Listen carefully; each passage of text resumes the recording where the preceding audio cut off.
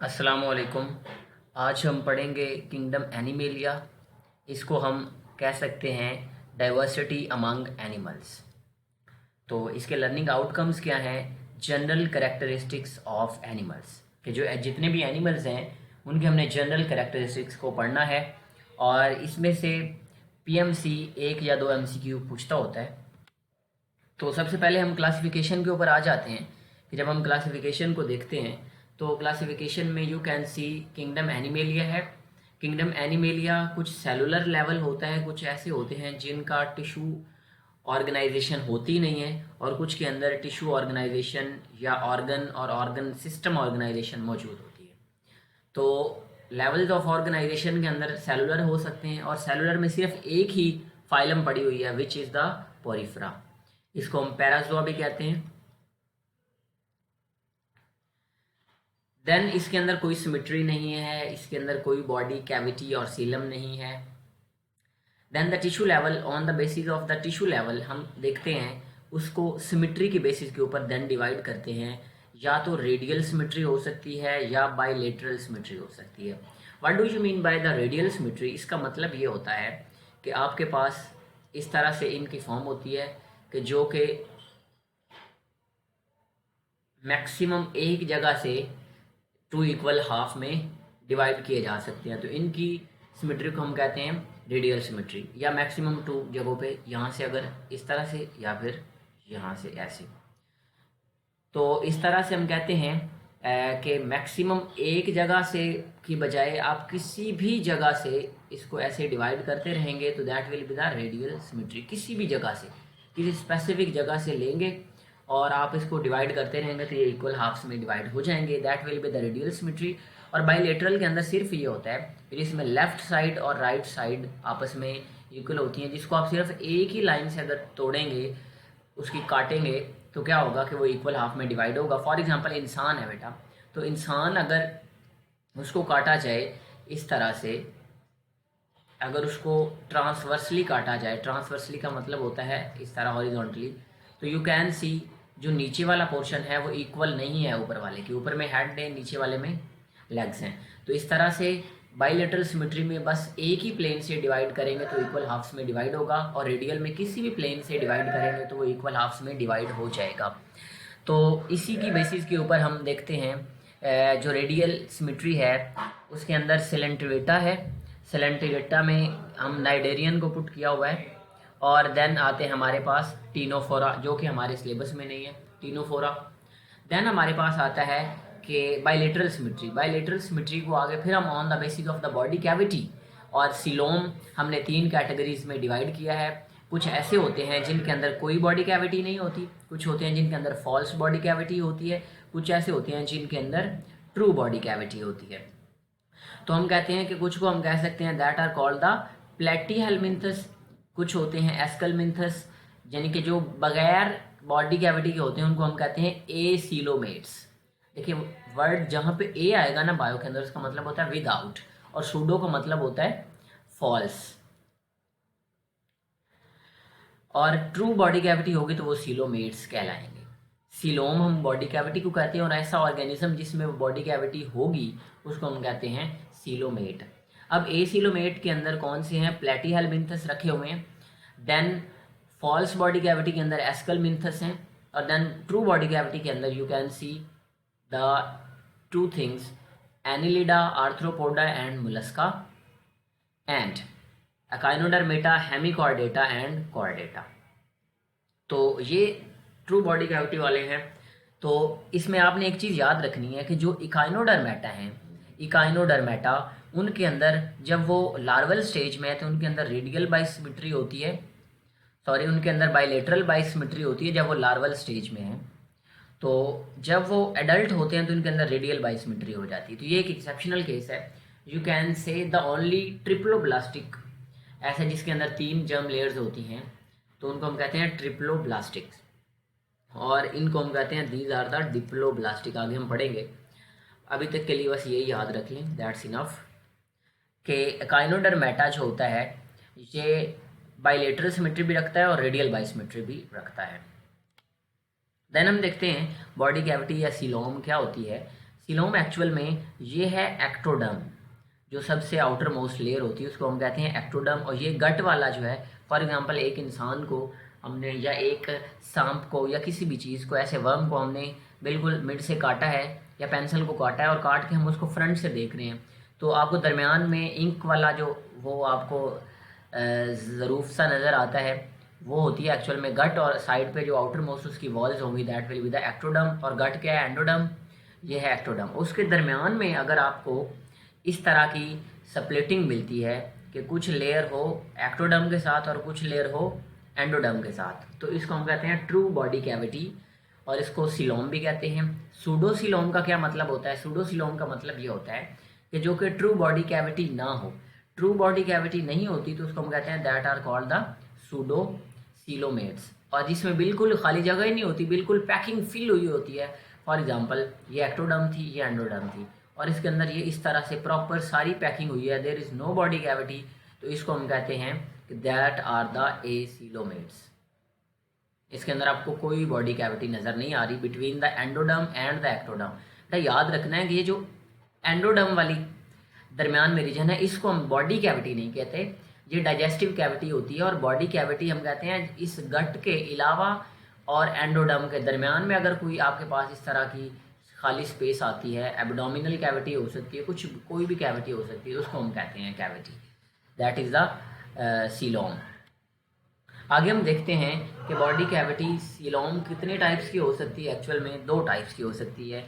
कुछ को हम कहते हैं शाइजोसिलस हो सकती है और या फिर इंटेरोसिलस हो सकती है। अब इसका क्या मतलब है? इसका मतलब ये है सिंपल कि अगर वो स्प्लिटिंग ऑफ मेसोडर्म से बनती है, कि मेसोडर्म थी जैसे पीछे है, अगर मेसोडर्म थी इसकी स्प्लिटिंग से बन जाती है। फॉर एग्जांपल ये था एंडोडर्म, एक्टोडर्म, देन इसकी जो हमारी मेसोडर्म थी ना, इसकी स्प्लिटिंग हुई है और ऐसे ऐसे स्प्लिटिंग से अगर बॉडी कैविटी बनती है दैट इज कॉल्ड द शाइजोसिलस। और अगर एंडोडर्म की, फॉर एग्जांपल ये हमारे पास एंडोडर्म थी, इसकी थोड़ी सी आउट पोचिंग हुई है और इस साइड से भी थोड़ी सी आउट पोचिंग हुई है, ये हमारी एक्टोडर्म है। इस आउट पोचिंग से अगर हमारी कैविटी बनती है तो इसको हम कहते हैं इंटेरोसिलस। बेटा आपने जहाँ भी वर्ड इंटेरो का पढ़ना है, इसका मतलब होता है एक्चुअल में related to the GIT, digestive system या स्पेशल इंटेस्टाइन के साथ जो चीज़ लिंक की जाती है कि ये आउट पोचिंग ऑफ एंडोडर्म से बनती है और जो स्प्लिटिंग ऑफ मेसोडर्म से बनती है दैट इज़ द शाइजोसिलस। देन हमारे पास आ जाता है फाइलम पोरिफेरा। इसको हम कहते हैं कि इसके अंदर कोई सिमेट्री नहीं होती, नो सिमेट्री, तो एसिमेट्रिकल होते हैं।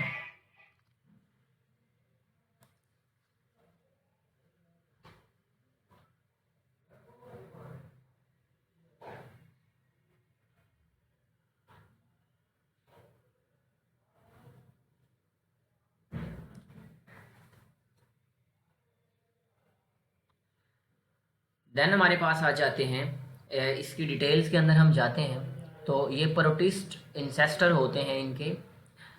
नॉर्मली देखा ये गया है कि जितनी भी किंगडम एनिमेलिया है सभी के ये इंसेस्टर्स होते हैं और ये सिंपल मल्टी सेलुलर होते हैं और इसको हम पोरिफेरा कहते हैं।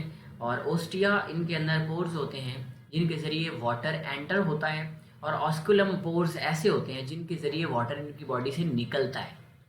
और इनके अंदर कोई रेस्पिरेटरी सिस्टम नहीं है, कोई डाइजेस्टिव सिस्टम नहीं है, कोई एक्सक्रीटरी सिस्टम नहीं है, कोई सिस्टम नहीं है, कोई सर्कुलेटरी सिस्टम नहीं है, क्योंकि हमने पढ़ा था कि इनके अंदर ये यूनिसेलुलर है, तो इनके अंदर कोई टिश्यू ऑर्गेनाइजेशन मौजूद ही नहीं है।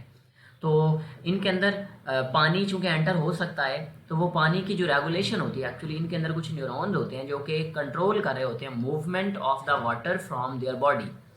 देन हम कहते हैं कि इनकी जो आउटर लेयर होती है उसको हम कहते हैं पिनेकोडर्म, जिनको इनकी बॉडी की आउटर लेयर होती है उसको पिनेकोडर्म कहते हैं, और जो इनर लेयर होती है उसको हम क्वेनोडर्म कहते हैं। और इनकी अगर सेक्स की बात करेंगे that will be the hermaphrodite. और हर्मेफ्रोडाइट का मतलब होता है, एक्चुअल में ये एक अफसाना लिखा गया था कि जिसमें ये समझा जाता है कि हरम एक बादशाह था और फ्रोडाइट जो है वो उसकी मलका थी। तो अब उन्होंने, उनका बेटा पैदा हुआ तो ऐसा बेटा था जिसके अंदर दोनों की खूबियाँ थी, तो उन्होंने उसका नाम रख दिया हर्मेफ्रोडाइट। एक्चुअल में ये कोई एक्चुअल सही बात नहीं थी, तो हम कहते हैं कि एक्चुअली में ये था अफसाना, ये एक नावल था।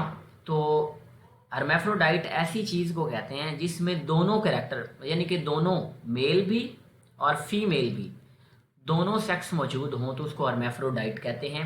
और इनके अंदर एसेक्सुअल रिप्रोडक्शन कैसी होती है, बर्ड्स के जरिए, और इनके अंदर इंटरनल बर्ड बनेंगे तो इंटरनल बर्ड्स का नाम सिर्फ होता है जिम्यूल्स। देन हमारे पास सेकंड किंगडम आ जाती है, जो कि हम फाइलम की बात करते हैं, sorry, that is the Cnidaria, और नाइडेरिया सिलेंट्रेटा भी हम इसको कहते हैं। ये बातें आपने याद रखनी है। और सबसे पहला नर्वस सिस्टम ये इनके अंदर डिराइव हुआ था, इनके अंदर देखा गया था। स्पेशल फीचर इनमें क्या है, इनके अंदर मेड्यूसी होते हैं, जिनको हम कहते हैं these are the umbrella like, medusae होते हैं, अम्ब्रेला लाइक होते हैं। और ये सेक्सुअल रिप्रोडक्शन के ज़रिए से पॉलिप प्रोड्यूस करते हैं, और पॉलिप देन एसेक्सुअल रिप्रोडक्शन करते हैं, यानी कि इनके अंदर अल्टरनेशन ऑफ जनरेशन होता है, यानी कि एक्चुअल में एक पॉलिप फॉर्म होती है और एक इनके अंदर मेड्यूसी फॉर्म होती है। तो ये अल्टरनेशन ऑफ जनरेशन इस तरह से होती रहती है। इसके अलावा इनका और एक स्पेशल जो फीचर है दैट इज़ द पोलीमॉर्फिज्म। देखिए जी, मॉर्फिज्म का मतलब होता है फॉर्म और शेप, फॉर्म और शेप। तो पॉलीमॉर्फिज्म का क्या मतलब हुआ, मैनी शेप्स, यानी कि अपनी शेप को चेंज करते रहते हैं अपनी लाइफ के ड्यूरेशन के अंदर। कभी मेड्यूसी फॉर्म में चले जाते हैं और कभी ये पॉलिप फॉर्म में चले जाते हैं। अब हम देख लेते हैं इसकी फाइलम को। इसकी फाइलम होती है रेडिएटा, रेडियल सिमेट्री होती है। इनके अंदर एक ही प्लेन से डिवाइड किया जा सकता है, और रेडिएटा है, सॉरी, ये सिर्फ किसी भी प्लेन से तोड़ा जा सकता है, बायलेटरल नहीं है। सिमेट्री रेडियल है। जर्म लेयर्स डिप्लोब्लास्टिक है। डिप्लो का मतलब बेटा ये 2 होता है, और ब्लास्टिक एक्चुअल में हम जर्म लेयर के लिए वर्ड यूज़ करते हैं एक्टो और एंडो। और इनके दरमियान में एक नॉन लिविंग सा टिश्यू होता है जिसको हम मिजोग्लिया कहते हैं। बॉडी कैविटी इनके अंदर जो होती है दैट इज़ द गैस्ट्रोवस्कुलर कैविटी, यानी कि ऐसी कैविटी है जिसने क्या करना है कि एक्ट न्यूट्रिएंट्स को एक्चुअल में हर सेल तक पहुंचाना है। गैस्ट्रोवस्कुलर कैविटी, इसको सिलेंटरोन भी कहते हैं। और इनका जो डाइजेस्टिव सिस्टम है that sac type. Sac type का मतलब होता है कि जिसकी ओपनिंग सिर्फ एक ही ओपनिंग हो, या वही पानी के एंट्रेंस के लिए या फूड के एंट्रेंस के लिए, और वही एग्जिट के लिए यूज़ करते हैं। एक्सक्रीटरी सिस्टम नहीं होता, रेस्पिरेटरी सिस्टम नहीं होता, सर्कुलेटरी सिस्टम नहीं होता। नर्वस सिस्टम, सबसे पहला नर्वस सिस्टम इन्हीं में आया था, that was the diffuse nervous system. Then the reproductive system, इनके अंदर एसेक्सुअल रिप्रोडक्शन भी होती है दैट बाय बडिंग, एंड इनके अंदर सेक्सुअल रिप्रोडक्शन भी होती है, और सेक्सेस सेपरेट नहीं होते, हर्मेफ्रोडाइट होते हैं, यानी कि सेक्सेस इनके अंदर कंबाइंड फॉर्म में मौजूद होते हैं। देन हम देख सकते हैं 3 जर्म लेयर्स के जर्म लेयर कौन कौन सी होती है और उनके अंदर कौन सी चीज़ें डिराइव की जाती हैं। एक्चुअल में जो हम कहते हैं मेसेनकाइम, मेसेनकाइम एक्चुअल में एक ऐसा टिश्यू है जिससे पूरी बॉडी ने बनना है। एक्चुअल में स्किन बननी है, बोन्स बननी है, नर्वस सिस्टम बनना है, जीआईटी बनना है, जो कुछ भी बनना है, तो वो जो टिश्यू की फॉर्म में, एम्ब्रियोनिक फॉर्म में मौजूद होता है उसको मेसेनकाइम कहते हैं। और उससे आगे जब डिवीजन हो रही होती है एक्चुअल में, तो तब एक्टोडर्म, एंडोडर्म और मीजोडर्म बन रही होती हैं एक्चुअल में। तो ये 3rd वीक ऑफ एक्चुअल में फीटल पीरियड में हो रहा होता है। 3rd वीक के अंदर ये चेंजेस आती हैं। तो एक्टोडर्म के ज़रिए से एपिडर्मिस बनती है, ये याद रखना आपने, एपिडर्मिस बनती है, not the dermis. Nervous system इसी से बनता है। इंटेगोमेंट्री सिस्टम के अंदर जो स्किन आपको नज़र आती है, स्किन, ये एक्चुअल में एपिडर्मिस ही होती है। और उसके नीचे जो डर्मिस होती है, एक्चुअल में जो डर्मिस है वो मेसोडर्म से बनती है। Then the alimentary canal and the liver. Alimentary canal के अंदर आपका जीआईटी है, स्टमक है, जितने भी स्मॉल इंटेस्टाइन, लार्ज इंटेस्टाइन है, and rest of all body parts और सिस्टम्स। फॉर एग्जांपल आपसे पूछ लेता है इम्यून सिस्टम, कोई भी, फॉर एग्जांपल आपसे पूछ लेता है बोन, मसल्स, सारा कुछ बनता है दैट फॉर्म द मेसोडर्म। अब नेक्स्ट बहुत ही इंपॉर्टेंट मैंने चीज़ लिखी है आपके लिए कि सबसे पहले जिस तरह से बुक के अंदर अरेंजमेंट है कि पहले पोरिफेरा, देन नाइडेरिया, नाइडेरिया के बाद ये चूँकि क्या है एसिलोमेट है, देन सूडोसिलोमेट, देन सिलोमेट्स। तो जिस तरह इनकी अरेंजमेंट है इसी तरह मैंने इनके अंदर एक चीज़ आपको कंबाइंड फॉर्म में लिखी है कि सबसे पहले कौन सा सिस्टम डिराइव हुआ था। ये आपने किसी जगह पे लिख लेना है, क्यों ये एमसीक्यू पूछे जाते हैं। फर्स्ट नर्वस सिस्टम जो बना था वो ये बुक की अरेंजमेंट के अकॉर्डिंग है। तो पहला नर्वस सिस्टम सबसे बना था नाइडेरिया के अंदर, एंड एक्सक्रीटरी सिस्टम सबसे पहले बना था प्लेटियल मिंथस यानी कि सूडोसिलोमेट्स के अंदर, and the first digestive system actual में सॉरी ये नाइडेरिया जो होते हैं ये होती है डिप्लोब्लास्टिक है। देन हमारे पास आते हैं platyhelminthes that are acoelomates and the aschelminthes जिनके अंदर डाइजेस्टिव सिस्टम बना था, there are the pseudocoelomates and the annelida and arthropoda. Annelida के अंदर सर्कुलेटरी सिस्टम था पहले, और then the proper respiratory system जो था दैट वार इन आर्थ्रोपोडा। आप ये तो बुक के अरेंजमेंट के अकॉर्डिंग है, आपको इसको याद रखने के लिए निमोनिक है नेड सी आर, तो आप इसको देख सकते हैं, ये नेड सी आर निमोनिक है। तो आप इसमें सबसे पहले nervous system, then excretory system, then digestive system, then circulatory system and respiratory system, यानी कि हमारा सी आर ऐसा है जो कि क्या है, नेड है। देन हमारे पास आता है प्लेटिहेलमिन्थस, और जैसा कि हमने पढ़ा पीछे कि प्लेटिहेलमिन्थस के अंदर सबसे पहला एक्सक्रीटरी सिस्टम बना था, और प्रोटो, इनके अंदर उसका नाम क्या होता है, प्रोटोनेफ्रीडिया। प्रोटो का मतलब होता है एक्चुअल में फर्स्ट, और नेफ्रीडिया नेफ्रॉन से है जो कि किडनी के अंदर होते हैं। तो प्रोटोनेफ्रीडिया इनके अंदर इनका जो एक्सक्रीटरी सिस्टम होता है, इनको फ्लेम सेल एक्सक्रीटरी सिस्टम भी कहते हैं, और ये एसिलोमेट्स होते हैं। आगे हम इनकी फीचर्स देख लेते हैं। फाइलम बाइलेट्रिया है, सिमेट्री बाइलेटरल है, जर्म लेयर ट्रिप्लोब्लास्टिक चूंकि है तो तीनों हैं, एंडो, एक्टो एंड ये meso. Then the body cavity, इनके अंदर गैस्ट्रोवास्कुलर कैविटी है, बॉडी कैविटी नहीं होती इनके अंदर, क्योंकि एसिलोमेट इसी बेस के ऊपर कह रहे हैं हम। डाइजेस्टिव सिस्टम इनका सैक लाइक है, सिंगल ओपनिंग है, इनके अंदर सिर्फ एक ही सिस्टम बना हुआ है, that is the excretory system, इसके अलावा इनके अंदर कोई सिस्टम नहीं होता।